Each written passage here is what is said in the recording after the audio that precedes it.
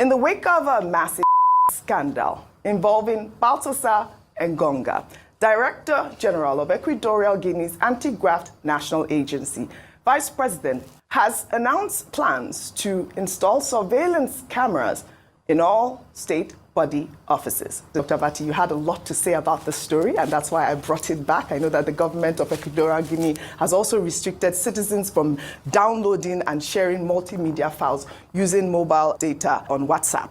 Dr. Vati, your take on this story. Now, in addition to the things that I said yesterday, I think there have been developments. The government of Equatorial Guinea, through the office of the Vice President, who is the son of the president, is now saying WhatsApp should be shut down. He's also saying that surveillance cameras will be, included, imposed, provided in private public offices. Well, that has raised issues about privacy concerns, privacy issues, the right of persons to privacy.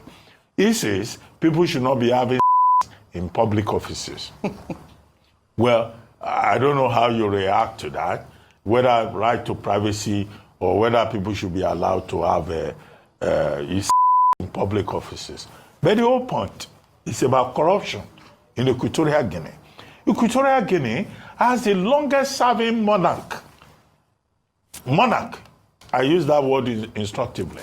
He's supposed to be head of state. Nguema Mbasongo is the longest running ruling monarch in Africa.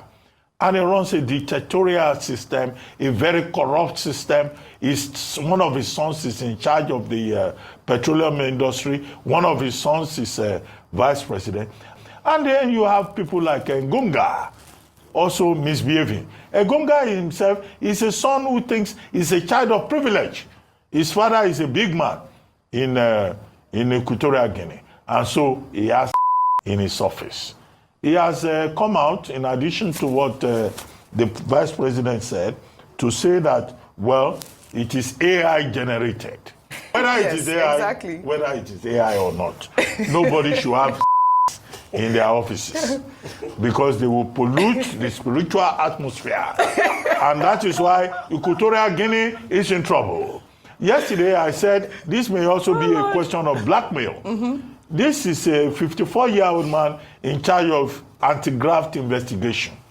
And then the wife of the Director General of Police, the 20 wives of ministers, they say one of them has committed for coding them in toilets, in offices. And we were told that he even has camera around the place where, he was recording them with the women's consent.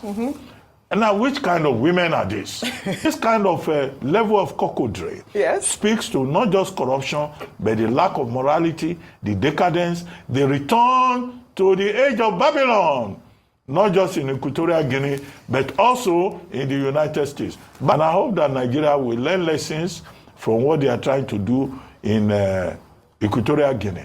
I think we too will need surveillance cameras in people's offices. Because if Equatorial Guinea is that decadent, only God knows what goes on in Nigeria. People should stay away from people's wives.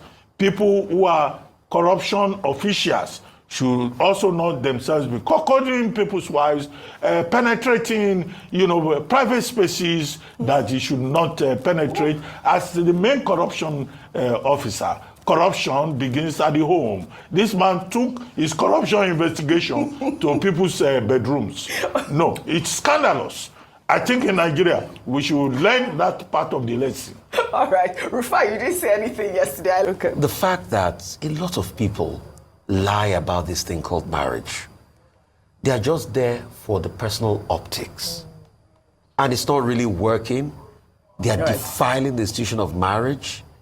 And they bring out a very united front outside. And I think that's just it. The sanctity of the institution of marriage itself is threatened by things like this.